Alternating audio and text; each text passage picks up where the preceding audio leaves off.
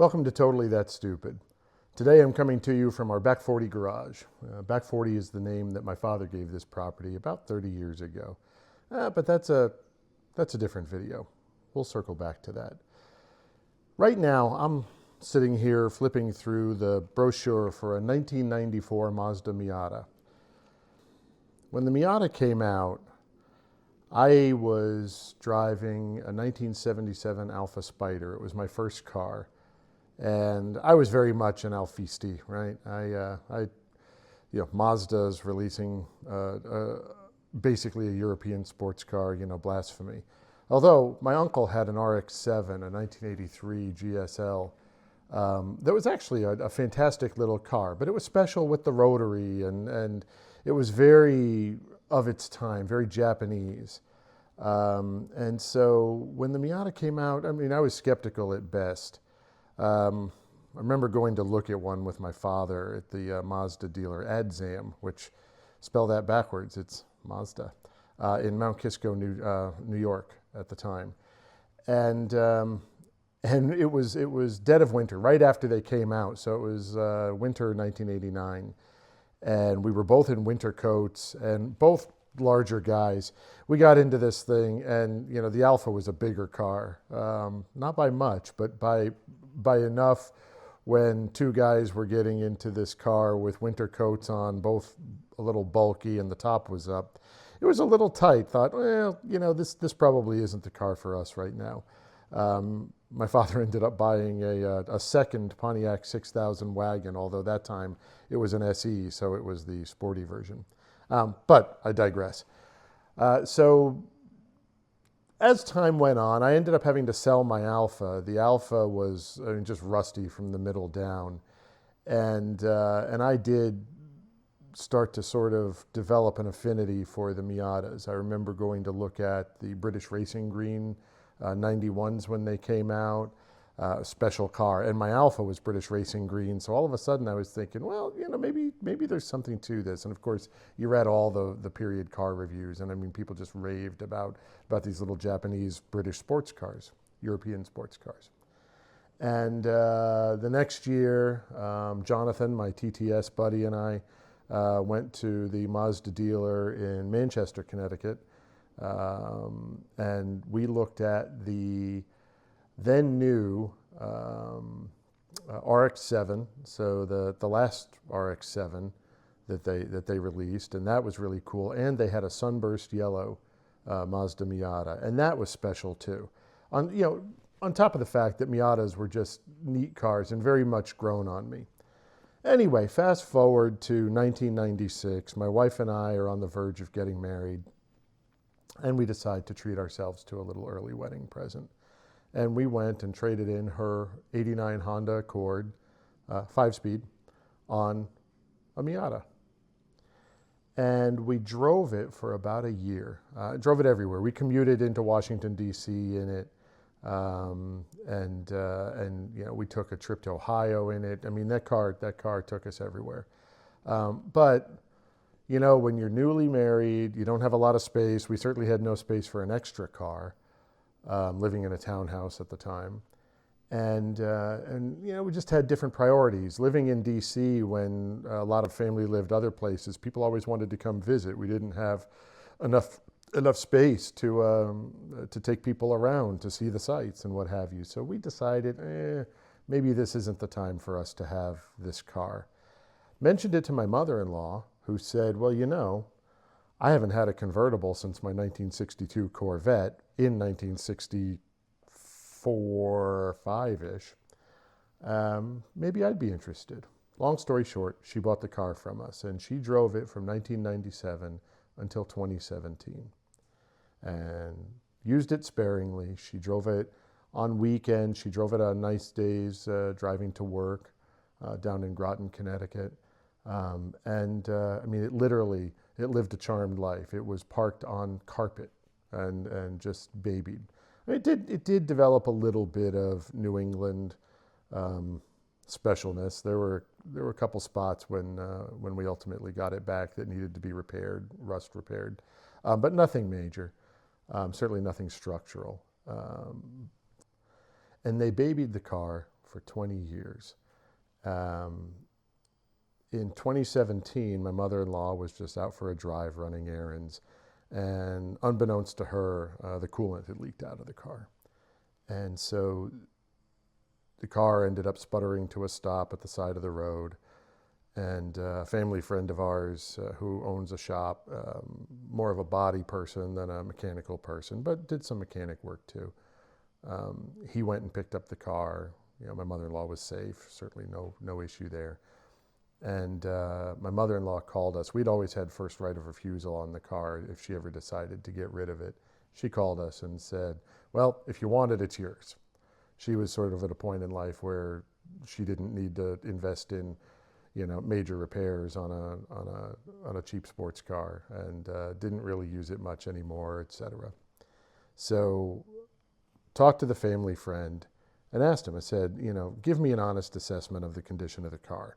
Is it worth spending the, $2,500 or so it'll cost to get me a new motor? Because he did tear down the motor and determine that indeed, it wasn't coming back. And his report was yes. He said, you got this little bit of rust, which I mentioned earlier. But other than that, the car is in, really outstanding shape. We sold it to my in-laws with about 40,000 miles, and we got it back with 103. So 2017, we order a motor, used off eBay, because what are you going to do? And and I made the fatal mistake that you never make with any car repair person. And I said, no hurry, when you get around to it. This is 2025. We got the car back about 2 months ago. So certainly no hurry. And, shame on me, but yeah, we did check in once in a while. Hey, how's it going? And progress was slow. And at the same time, the car sat for a long time sort of in a corner of his shop. Luckily it was indoors, but still got a little bit mildewy here and there. But we got it back. And now we're at a place in life. We have other cars. We have multiple other cars, but there's something very special about the Mazda. And I was so wrong back in 1989 when we first looked at them, because they are just phenomenal little cars. I'm not going to say Miata is always the answer like everybody does, because frankly, when you're trying to cart people around Washington, D.C., Miata is not even remotely the answer. But for a lot of car enthusiasts, just, driving around the back roads and winding a car out. I have a T-shirt, and I think a lot of people do, that says it's better to drive, a slow car fast than a fast car slow. And you can wind out a Miata to 9/10, 10/10 on the roads around where I live all day long. Makes great noises, and they're just great little cars. So we've actually just brought back our wedding Miata, and it's an A package 94. So A package, according to the 94 brochure, included power steering, leather steering wheel, power mirrors, aluminum alloy wheels, Torsen limited slip differential, so long as you had a 5-speed, which we did, and head restraint speakers. So no ABS, no cruise control, no power windows, no automatic antenna, no leather seats, and all that. So it's a notch above base, but it's just sort of a very analog car to drive in all the right ways. So why don't we take a look at it?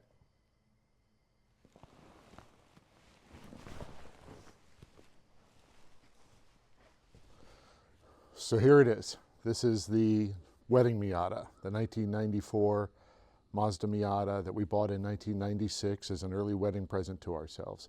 It was an off-lease car, had about 25,000 miles on it when we bought it.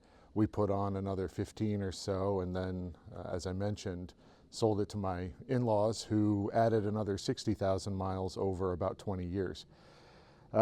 It's a pretty simple car, right? Black on black, no fancy seats, nothing crazy going on. But we have made some tweaks, both back in the day and more recently. So I'll walk you around some of those.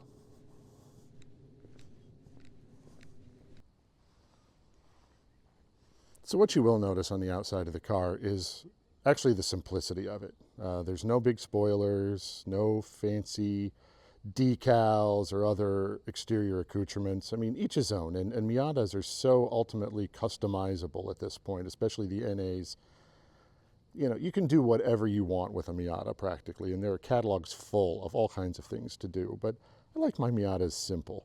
I kind of like them to look more or less stock with maybe a little hint of something, and that's sort of the reasoning behind the Rota RB alloy wheels that are on them. These are 15 by 7 inch alloy wheels, mini light style. I think they complement the car. You know, original Mazda Miatas, the NAs, had a mini light style wheel many people refer to as the Daisy wheel. To me, this is a more aggressive version of that, but definitely suits sort of the classic roadster look. I think it's got sort of a little bit of a presence to it, and certainly gets compliments. I had several people, even at Cars and Coffee yesterday, saying, wow, I really like those wheels. So for what it's worth, that's the style I like. What you will also notice, the other exterior modification, if you look in that wheel well right there, what you'll see is a brake caliper that's probably sort of a shade of copper at this point. Back in 1996, when it was all the rage among 20-something car enthusiasts, I painted those calipers bright red. And they were bright red for a little while. You know, of course, red and black was all the rage too. That was sort of the Volkswagen GTI colors, right? These days, maybe I might not have done that. They look great in silver. Or maybe I should do something like paint them in yellow. I don't know. We'll see. No hurry on that. But otherwise, as you can see, it's just a standard Miata. It doesn't even have a little, you know, grill underneath that some people will add in. It still has what they call the baby teeth, those tow hooks. Just a basic black car. Even has that non-power antenna that we talked about earlier.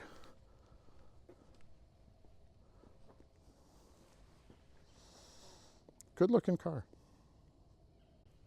Moving on to the interior, not a whole lot to see because there's just not that much of it. But there are a couple small modifications in here. The most basic is actually a factory modification, and that's the cup holder in place of the ashtray. I still have the ashtray, which is handy for holding coins and things, but the cup holder, frankly, is more useful. The most notable is probably the silver rings around the vents. When we got this car, I just felt like the black interior needed just a little bit more to it. And as you'll notice, 94s and the preceding years have silver rings around the large gauges. 95 and later NAs did not. I think that the rings around the vents actually go nicely with those rings around the gauges and complement them. Seat upholstery is original. Little bit of wear on that outer bolster on the driver's seat, but by and large in great condition. That's thanks to being owned by older folks who took care of it and kept it in a garage.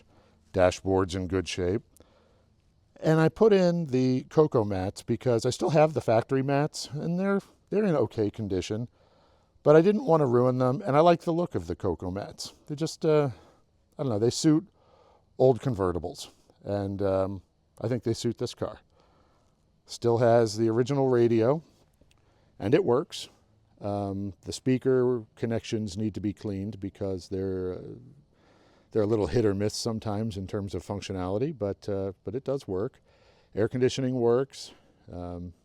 Everything works. It's a Japanese car. Why wouldn't it? So if we just reach right in here and pull the hood release, I can show you a couple of the other tweaks we've made over the years to this car.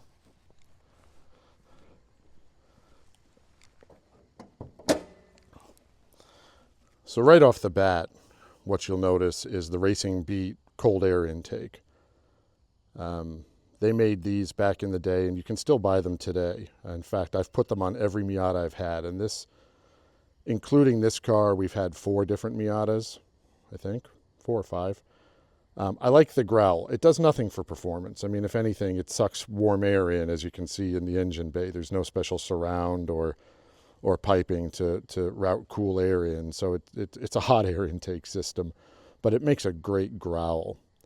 NGK plug wires, buy good plug wires for Miata. They're sensitive to them, they make a difference, and it's not a huge difference in price, but it's an important thing to do. The other thing you'll notice under here is the top of that shock. We replaced, as part of the rehabilitation of the car, the original suspension on all 4 corners with a Meister coilover system. And that was at the recommendation of the folks doing the work on the car for us. The original suspension was very tired. It and corroded and leaking. And so we decided, yeah, let's spend the money and put on a new suspension system. The folks that did the work have had good luck with the Meister systems, and I have to say, I like the stance. It is adjustable, but it suits the 15-inch wheels well. It drives really nicely. It's got more sort of compliance than the factory Bilstein system they put on the R cars and the limited edition black with red interior cars. So it's a little bit more livable just on the poorer road surfaces. But I think overall, what you've got is a fairly stock Miata, with just a couple of little personalization tweaks to it. And I like it that way. So let's get it out on the road and see how it drives. So the first thing we have to do on a day like today, given the advanced state of my male pattern hair loss, is don a hat. With that done, let's take a ride.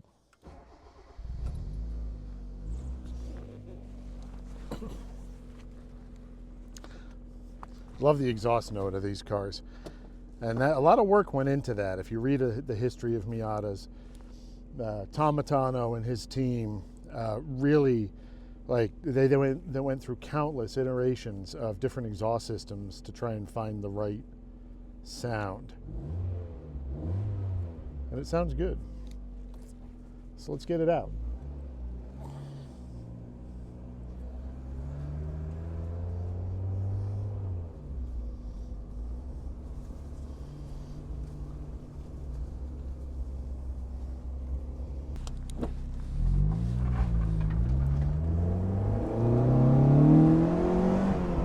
So as part of the rehabilitation of this car, we put a new clutch in it. And I gotta tell you, between the light clutch and the really just slick gearbox, I mean, the throws in this thing are so short that you'd think you had a short shift kit installed, but you don't. It's that good. But between those two things, driving this car is very easy. You know, for years I've been negligent in not teaching my now adult daughters how to drive stick, and we've had some practice over the years, but I always had cars that were kind of difficult to drive. I had a WRX that you really had to wind out and was really touchy on the clutch. Had an old Mercedes 240D that couldn't get out of its own way. They've done better with, I've got an 07 Toyota Tacoma pickup truck with the 4-liter V6 and 6-speed manual, and that's a little easier to drive. But I've been promising, like, the Miata's the car to learn on, because it really is easy and forgiving. Plus, not for nothing, somebody new driving stick, it's nice to have a hand pull emergency brake lever instead of, you know, on the Tacoma you've got an old, you know, under the dash pull-up handle, and heck, the Mercedes had a foot brake for the emergency brake, so not really conducive to learning hill starts in a 5-speed.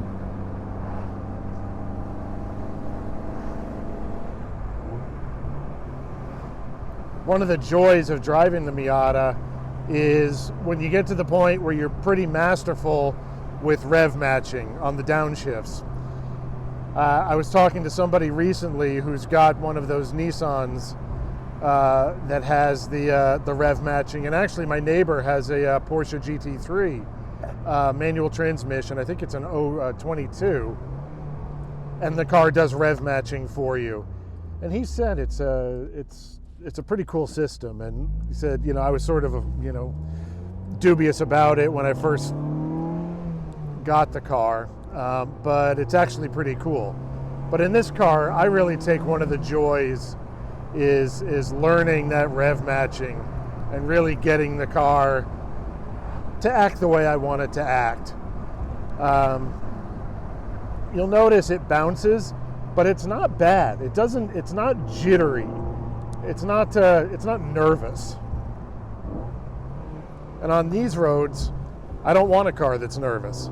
I want a car that hugs the corners, but I also want to be able to go over potholes and not lose my teeth or my fillings if I had any. Now this one's pretty happy about life. And that's that Meister suspension I was talking about that you could see the top of under the hood. It's a nice coilover system, and one that apparently more and more people are enjoying. I just saw on one of the Miata Facebook pages somebody that was looking for opinions on those and got a lot of rave reviews. Obviously, your mileage might vary, right? As with any car-related thing, so much of it is subject to personality and taste. And this is what I like, but as I've said in other articles and other videos, your mileage may vary.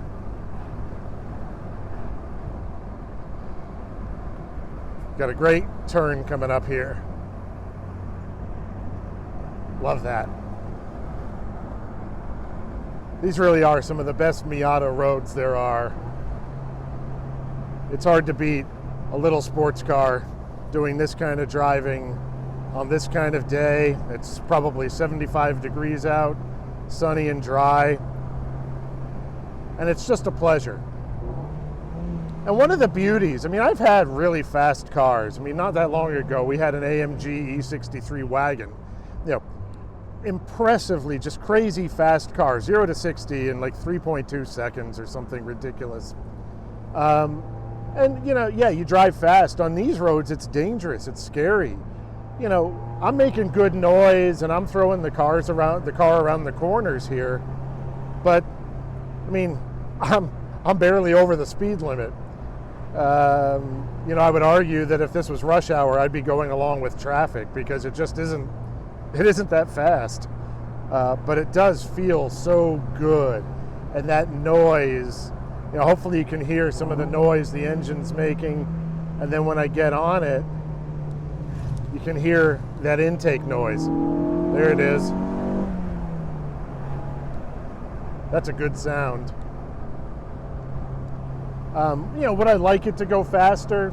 Yeah, maybe, but at the same time,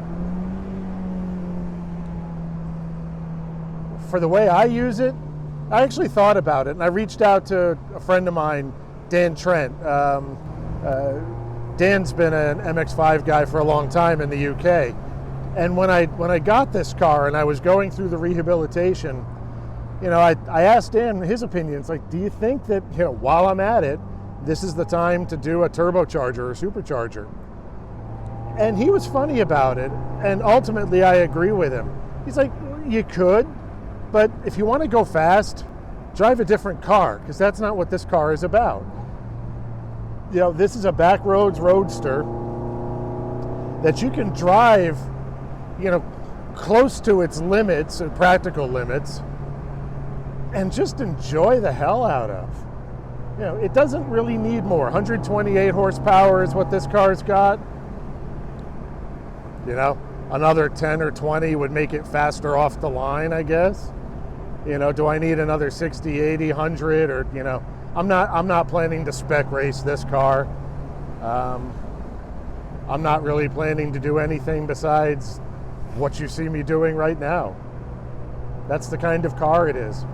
And that's the kind of car it really just wants to be.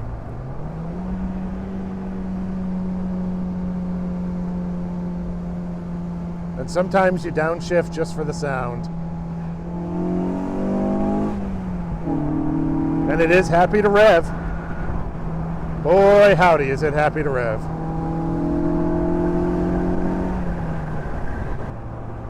What it wants is to be driven like this all the time. And you know what? I want to comply.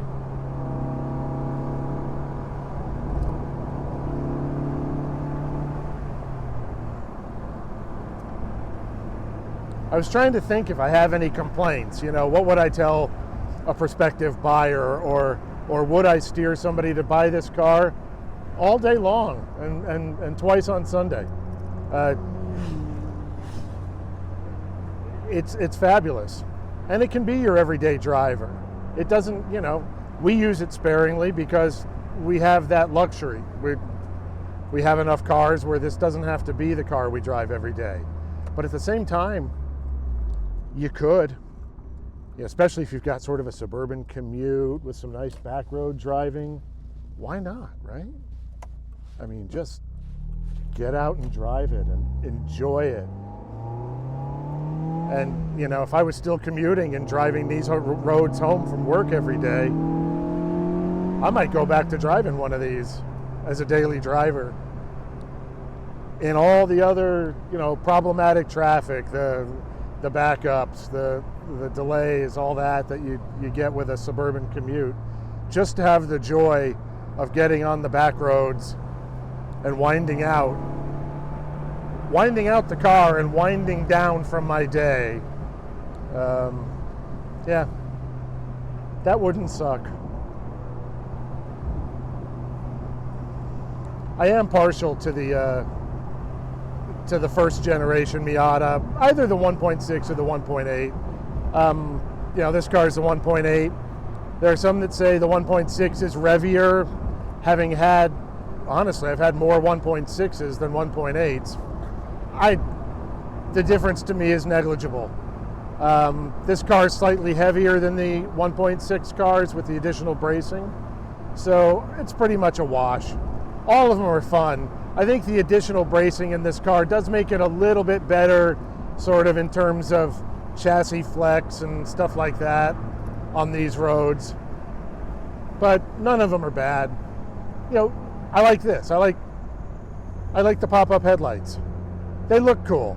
And it's very 80s, very of a time, 80s and 90s from when these cars were new, and reminiscent of the old Lotus Elan that, you know, so much of the inspiration of this car was drawn from.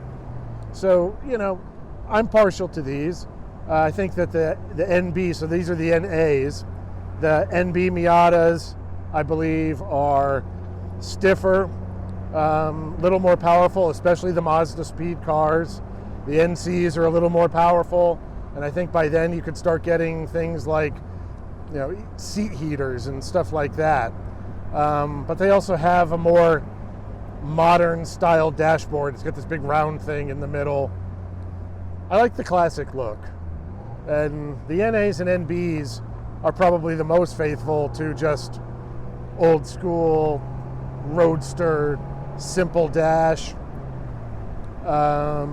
But honestly, none of them are bad. It just comes down to what you like. You know, what's your taste? What's the experience you want? I mean, you can get CarPlay in a new Miata, the ND Miata. If you're driving, you know, a commute every day, or do a lot of trips, or don't know where you're going, you know, maybe that's the car you want. I mean, I keep my phone with me in this car in case I get lost or break down.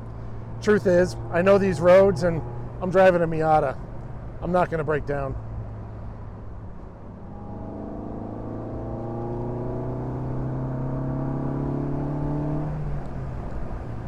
So it's interesting for me to have a car that I'm not allowed to sell.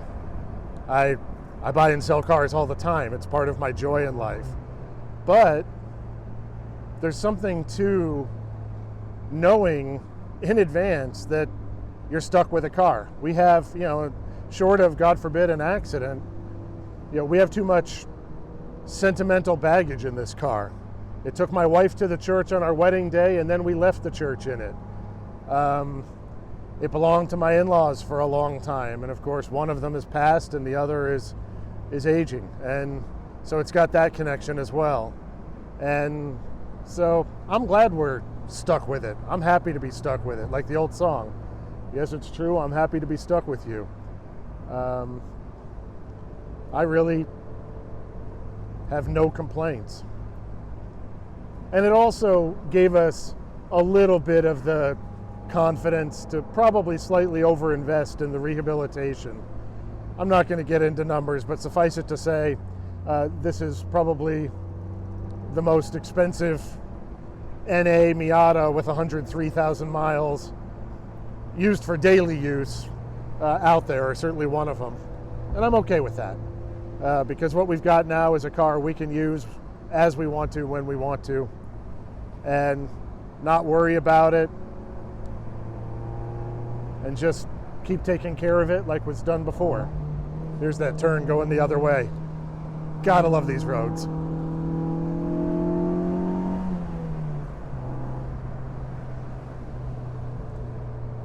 So that's about it. If you've never driven a Miata, you should. If you've never owned a Miata, you like driving like this, you should. Life is short.